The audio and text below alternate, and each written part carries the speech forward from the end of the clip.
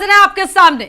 लगातार आपको बता रहे हैं किस तरह से अलग अलग राज्यों में क्या मेगा ओपिनियन पोल का मूड, जनता का मूड क्या निकल कर आ रहा है और क्या है छत्तीसगढ़ की जनता का मूड, यह भी हम आपको बताएंगे।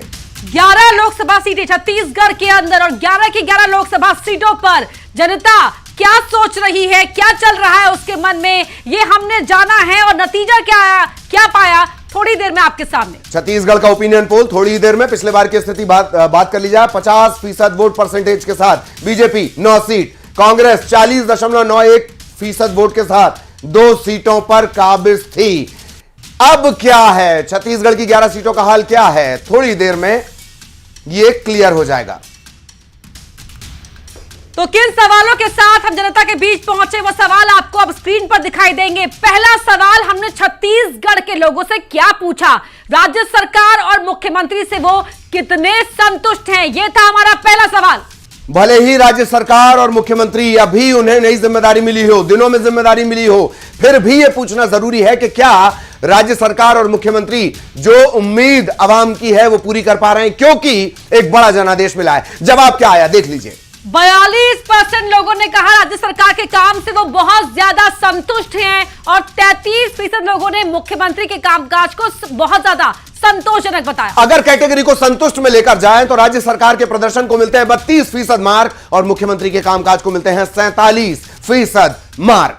और कुछ ऐसे थे जो ना संतुष्ट थे ना असंतुष्ट, वो थे 17% राज्य सरकार के प्रदर्शन को लेकर उन्होंने कहा कि ना संतुष्ट है ना असंतुष्ट है, और 13% लोगों ने कहा मुख्यमंत्री के कामकाज से ना वो खुश है ना नाखुश। लेकिन ऐसा नहीं है कि नाराजगी नहीं है। राज्य सरकार का प्रदर्शन असंतुष्ट लेवल पर अगर देखा जाए 6% मानते हैं राज्य सरकार का प्रदर्शन असंतुष्ट करने वाला, और मुख्यमंत्री का कामकाज 5% लोग इससे असंतुष्ट हैं।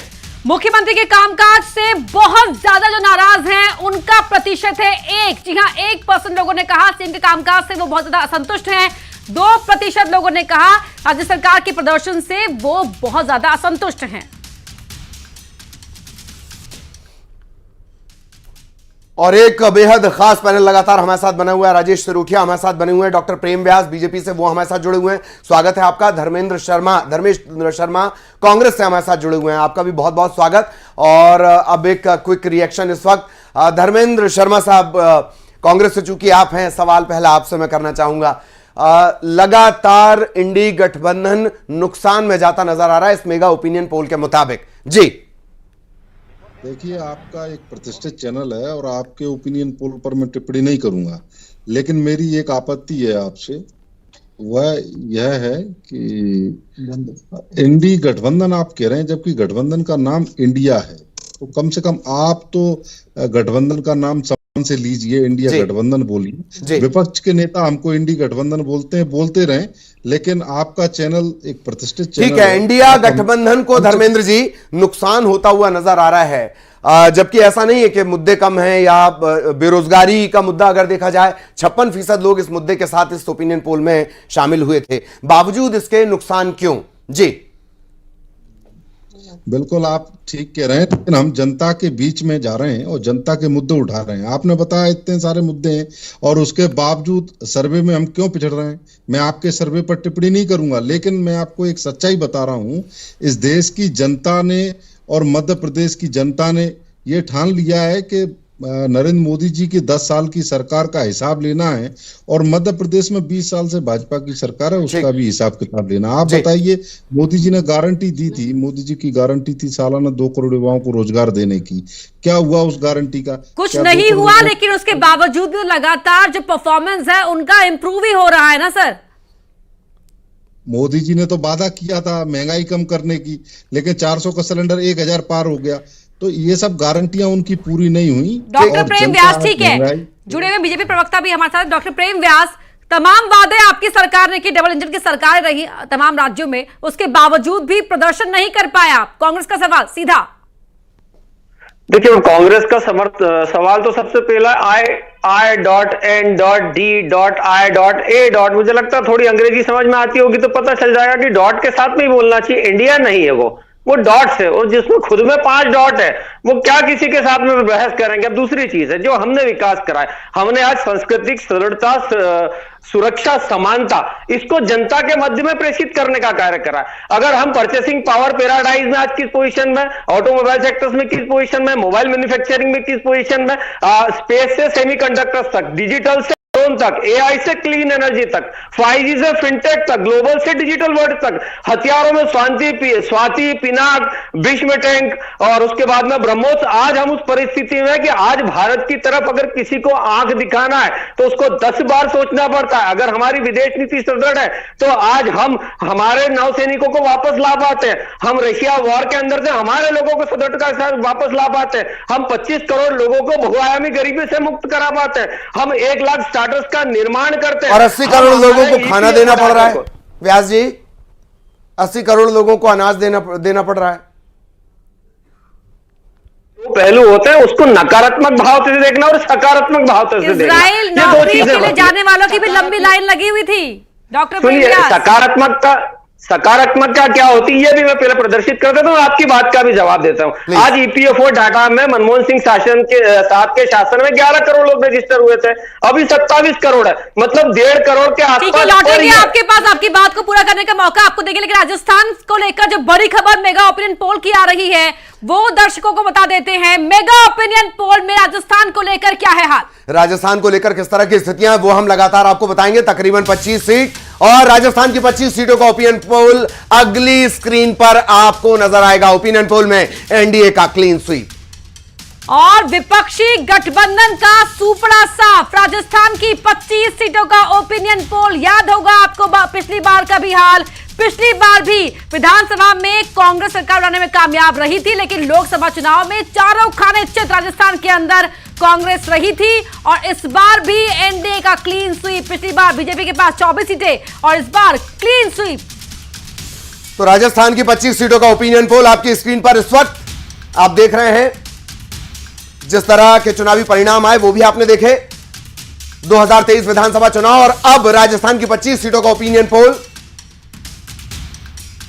कांग्रेस लगभग साफ जैसी स्थितियां और बारीक तरीके से समझते हैं। Puneet, over to you.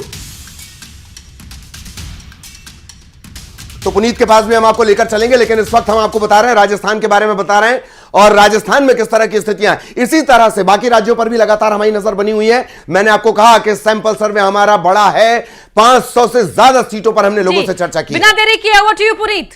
बहुत शुक्रिया अपर्णा और ललित आपका। और बिना देरी किए हुए मैं आपको बता देता हूं कि 25 में से 25 का हिसाब जो था पिछली बार का भी यही था कि 25 में 25/0 था कांग्रेस के लिए और 25 में से 25 था बीजेपी के लिए। और इस बार भी जो तस्वीर नजर आ रही है, जो ओपिनियन पोल, लोगों की राय जो है वो ये बताने के लिए काफी है कि इस बार भी वैसी ही तस्वीर बन सकती है। मध्य प्रदेश और राजस्थान की तस्वीर बिल्कुल एक सरीखी, क्योंकि ये जो ग्राफिक्स के जरिए हम आपको दिखाने वाले हैं पाई चार्ट, या जो गाड़ी है, जो लोकसभा सीटों की गाड़ी है, वो पूरी तरह से लदी हुई है बीजेपी के लिए, एनडीए के लिए। 25 की 25 सीटें जो है वो ले जा रही है। और पाई चार्ट तो बताने के लिए काफी, आप देख सकते हैं ये पाई चार्ट जो है पूरा का पूरा जो सर्कल आपको नजर आ रहा होगा, ये पूरा भगवा कलर का, यानी कि एनडीए के कलर का, बीजेपी के रंग का नजर आ रहा है, क्योंकि बीजेपी 25 की 25 सीटें यहां पर जीती हुई नजर आ रही है। ये ओपिनियन पोल, लोगों का ओपिनियन जो है वो हमने जानने की कोशिश की और जो जवाब आए हैं उसके आधार पर हम ये आपको बता रहे हैं कि अभी चुनाव जो होने हैं, तारीखों का ऐलान होना है, लेकिन उसके पहले की परिस्थिति क्या है? उसके पहले की परिस्थिति, लोगों का ओपिनियन, लोगों की राय जो है, अभी प्रत्याशियों का ऐलान होना बाकी है। बीजेपी की तरफ से प्रत्याशी घोषित किए जा रहे हैं, कांग्रेस की तरफ से घोषित किए जा रहे हैं और कांग्रेस धीरे धीरे ही सही कर रही है। लेकिन अभी जो परिस्थिति बन रही है, लोगों की राय जो है, प्रत्याशी, हो सकता है कि प्रत्याशी घोषित होने के बाद कुछ और तस्वीर बने, लेकिन फिलहाल की तस्वीर आप देखिए कि राजस्थान की 25 सीटों का हिसाब किताब अन्य के खाते में 0, कांग्रेस के खाते में शून्य जाता हुआ नजर आ रहा है। लेकिन पूरा 25 का आंकड़ा जो है, जैसा पिछली बार 2019 में भी यही तस्वीर बनी थी कि 25 की 25 सीटें बीजेपी ने यहां पर जीती थी और एक बड़ा रिकॉर्ड यहां पर बनाया गया था। मध्य प्रदेश और छत्तीसगढ़, मध्य प्रदेश और राजस्थान की तस्वीर जो है बिल्कुल एक सरीखी इस ओपिनियन पोल में नजर आ रही है, क्योंकि 2019 में मध्य प्रदेश में 29 में से 28 सीट बीजेपी ने जीती थी, एक सीट कांग्रेस के खाते में गई थी। ओपिनियन पोल मध्य प्रदेश का यही बता रहा है। और राजस्थान का ओपिनियन पोल और पिछला 2019 का हिसाब किताब आप सभी को मालूम है। 2019 में राजस्थान की 25 सीटों पर बीजेपी ने कब्जा जमाया था। तो यहां पर यही तस्वीर बनती हुई नजर आ रही है और यह तस्वीर जो है यह बताने के लिए काफी है कि देश का मूड क्या है, क्योंकि एक एक कर हम राज्य के जैसे जैसे डेटा सामने आ रहे हैं अपने दर्शकों तक ये बात पहुंचा रहे हैं कि क्या तस्वीर यहां पर बनती हुई नजर आ रही है। और ललित और अपर्णा जो है वो लगातार ये जानकारी भी दे रहे हैं, बात भी कर रहे हैं। हमारे साथ कुछ खास मेहमान लगातार जुड़े हुए हैं, उनसे बातचीत भी कर रहे हैं, उनकी राय भी जानने की कोशिश कर रहे हैं और साथ ही साथ ग्राउंड पर भी जा रहे हैं और वहां हमारे जो सहयोगी है वो भी बता रहे हैं, लोगों से बातचीत कर रहे हैं और लोगों से बातचीत करते हुए लोगों का मूड क्या है वो भी बता रहे हैं। देखिए, ये बड़े बड़े दिग्गज आप जो मेरे साइड में साथ में नजर आपको आ रहे होंगे, इनका कद बहुत बड़ा है, क्योंकि राजनीतिक कद जो होता है वो पता चलता है और इससे आप कद से समझ जाएंगे कि कितना बड़ा कद। उत्तराखंड की तस्वीर जो है वो सामने आ गई। ये 5 की 5 सीटें जो हैं उसका हिसाब किताब उत्तराखंड का आप मेरे सामने देख पा रहे होंगे। उत्तराखंड में कांग्रेस क्लीन स्वीप उत्तराखंड का, उत्तराखंड में अन्य भी कोई है ही नहीं, क्योंकि यहां पर मुकाबला बीजेपी और कांग्रेस के बीच ही माना जाता है। और यहां पर भी सबसे आगे नरेंद्र मोदी जो नजर आ रहे हैं यहां पर, वैसी ही तस्वीर उत्तराखंड में भी बनती हुई नजर आ रही है, क्योंकि उत्तराखंड में भी एनडीए यानी कि बीजेपी जो है उसको बढ़त मिलती हुई नजर आ रही है और 5 की 5 सीटें जो हैं उस पर कब्जा करते हुए यहां पर एनडीए नजर आ रही। तो यह तस्वीर आप जो है ग्राफिक्स के माध्यम से हम आपको दिखा रहे हैं कि क्या तस्वीर यहां पर बन रही है। उत्तराखंड की यह तस्वीर है। इसके पहले हमने आपको राजस्थान की तस्वीर भी साफ की और इससे आप समझ पाएंगे कि हमने मध्य प्रदेश भी आपको बताया, राजस्थान भी बताया, उत्तराखंड भी बताया, कल उत्तर प्रदेश की भी बात हुई थी और अलग अलग राज्य जो हैं वहां पर क्या तस्वीर, वहां का ओपिनियन क्या है, वहां जनता की राय क्या है, जनता क्या समझ रही है, कैसे वहां के जनता से जब सवाल किए गए तो जनता के दिमाग में क्या चल रहा है कि हमको अगर केंद्र सरकार का चुनाव करना है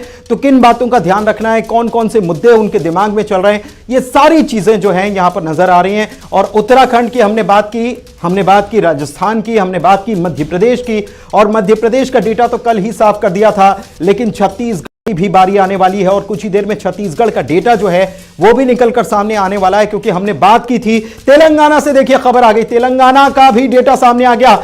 17 की 17 सीटों का हिसाब किताब आपके सामने है और अभी 5 राज्यों के चुनाव हुए, उसमें तेलंगाना में भी चुनाव हुआ और यहां पर कांग्रेस ने अपनी सरकार बनाई। लेकिन तेलंगाना की 17 सीट जो लोकसभा की है इसमें कांग्रेस को, जो कांग्रेस और उसका गठबंधन है उसको 6 सीटें जाती हुई नजर आ रही हैं। लोगों का ओपिनियन पोल ये बताने के लिए काफी है।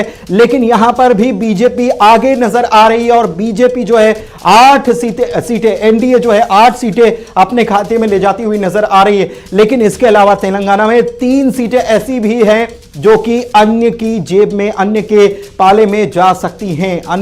अन्य जो है जो कि इंडी के साथ भी नहीं है और जो साथ में एनडीए के साथ में नहीं है, वो तस्वीर आप तेलंगाना की देख पा रहे हैं। तो तेलंगाना की 17 के 17 सीटों का हिसाब किताब और ओपिनियन पोल जो है, मेगा ओपिनियन पोल, वो हम आपको बता रहे हैं। और तेलंगाना में बीजेपी और एनडीए, जो एनडीए है उसको 8 सीटें यहां पर भी अगर बढ़त देखी जाए तो वो एनडीए को मिलती हुई नजर आ रही है, जबकि कांग्रेस जिसकी सरकार यहां पर हाल ही में ताजा बनी है और ज्यादा वक्त नहीं हुआ है, और यहां पर 5 राज्यों में जो चुनाव हुए थे विधानसभा के, उसमें यही राज्य था जहां से कांग्रेस के लिए खुशखबरी या अच्छी खबर आई थी।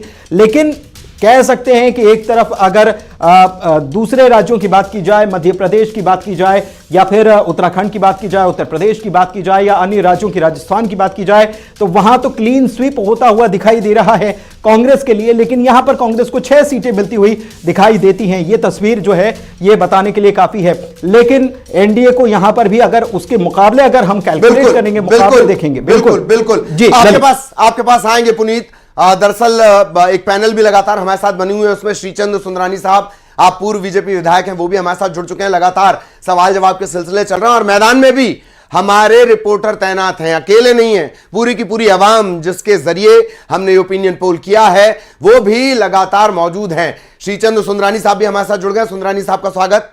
जी सुंदरानी साहब, सवाल आपसे ये कि बीजेपी पोस्टर लेकर मैदान में उतर गई कांग्रेस के नेताओं के खिलाफ, बड़े दिग्गजों के खिलाफ। आज एक पोस्ट के जरिए भूपेश बघेल ने भी जवाब दे दिया है, पलटवार सीधा बीजेपी पर। देखिए अर्पणा जी, जो जैसा कृत्य करेगा, जैसा सरकार चलाएगा, 5 साल भूपेश जी की सरकार रही, जो काम उन्होंने किया उसी का पोस्टर भारतीय जनता पार्टी का है। निश्चित रूप से जनता की भावनाओं का है, जनता की भावनाएं उसी प्रकार की है। भूपेश बघेल को राजनांदगांव की जनता खदेड़ेगी। अगर उनमें साहस होता तो जरूर दुर्ग लोकसभा सीट से वो चुनाव लड़ते, जो उनकी खुद की सीट है। लेकिन वो कहीं ना कहीं ऐसा लग रहा है वो चुनाव लड़ना नहीं चाहते थे। तो सरोज पांडे की भी सीट हुआ करती थी सुंदरानी साहब। देखिए छत्तीसगढ़ में कांग्रेस पार्टी का कोई बड़ा नेता चुनाव नहीं लड़ना चाहता था। कहीं न कहीं उनके केंद्र के दबाव में, उनके राहुल गांधी जी के, खड़गे जी के दबाव में ये लड़ने। लेकिन आपकी बड़ी नेता को तो वो लोग बाहर ही बता रहे हैं ना, कोरबा वाले। देखिए हमारी नेता को कोई बाहर ही नहीं मिलता था। वो राष्ट्रीय नेता नहीं है, वो राष्ट्रीय महामंत्री नहीं है भारतीय जनता पार्टी की। छत्तीसगढ़ तो उनका गृह है, लेकिन उनको पूरे देश में उनकी पहचान है सरोज पांडे जी की। जी जी सिरोठिया जी, छत्तीसगढ़ पर तो हम लगातार बात कर ही रहे हैं, लेकिन मैं एक ओवरऑल जो तस्वीर निकलकर सामने आ रही है ना, उस पर आपसे बात करना चाहूंगी। ये कहा जाता है कि जब कोई टॉप पर पहुंचता है तो उसके बाद उसका डाउनफॉल तो शुरू होना ही होना है। विपक्ष भी कई तरह से उस हिसाब से रणनीति बना रहा था, लेकिन तस्वीर जो मेगा ओपिनियन पोल की आ रही है उसमें तो ये दिख रहा है कि बीजेपी रिटेन करने में कामयाब दिख रही है। देखिए अभी जो है वो डाउनफॉल की स्थिति भारतीय जनता पार्टी की आई नहीं है, ना भारतीय जनता पार्टी की आई है, ना एनडीए की आई है।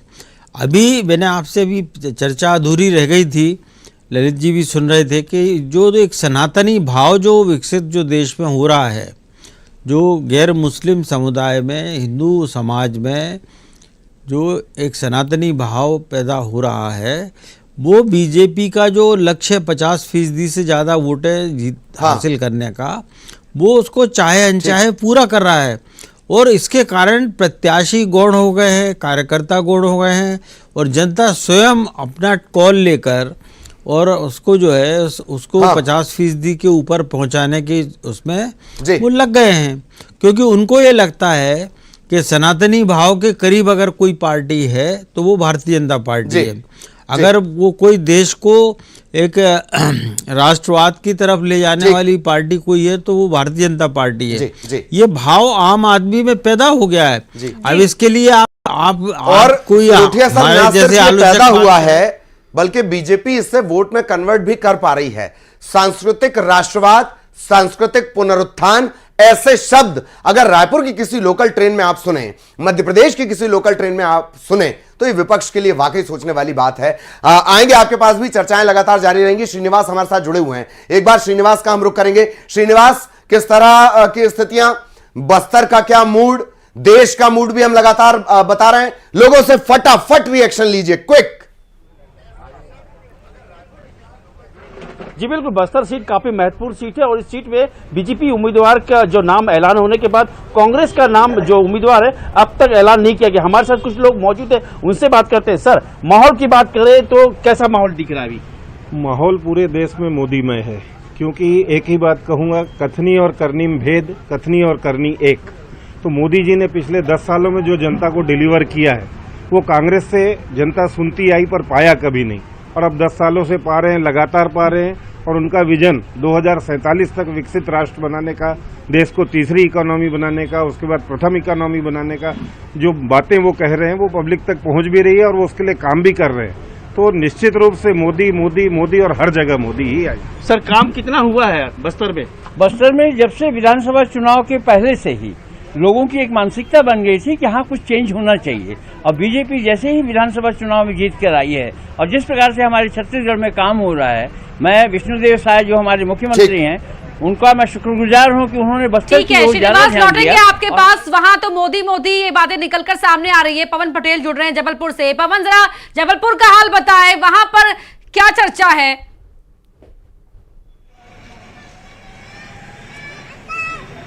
जी बिल्कुल अपर्णा, जबलपुर में भी इस समय जो है लोकसभा चुनाव को लेकर चर्चाओं का बाजार शुरू हो चुका है। इस वक्त हम जबलपुर के मुख्य बाजार में मौजूद हैं, जहां हमारे साथ यहाँ के स्थानीय व्यापारी और कुछ आम लोग मौजूद हैं।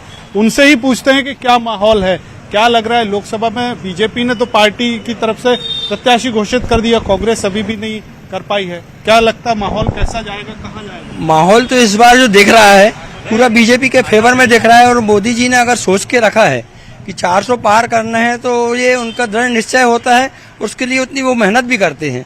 तो लोग जो वोट देने जाएंगे वो लोकल प्रत्याशी को देख के वोट नहीं देंगे, वो तो अपना वोट सिर्फ मोदी जी के नाम पे देंगे। तो उनसे उम्मीद है कि जो बीजेपी या उनके जो नेता 400 पार का जो नारा लगा रहे हैं उसे वो सफल करके ही रहेंगे। बीते 10 सालों की बात करें अगर कार्यकाल की, तो लगता है कि केंद्र सरकार ने, मोदी सरकार ने ऐसे काम किए कि जनता पसंद। काम बहुत से अच्छे हैं इनके, लेकिन सबसे जो है जो बेरोजगारी है और जो फ्री में जो बांट देते हैं, इस टाइप के जो मुद्दे हैं, ये आने वाले समय के लिए घातक ही होंगे। चलिए अगर आप और सारे, मैं आपको रोकना चाह रहा हूं पवन, वक्त बहुत सीमित है। तमाम जो हमारे सहयोगी जो मैदान में तैनात हैं, उन सभी से गुजारिश की बहुत तेजी से लोगों से फटाफट रिएक्शन लें। वक्त कम है और बहुत सारी चीजें हमें अपने दर्शकों को दिखानी है। यहाँ एक छोटे से ब्रेक के लिए रुक रहे हैं।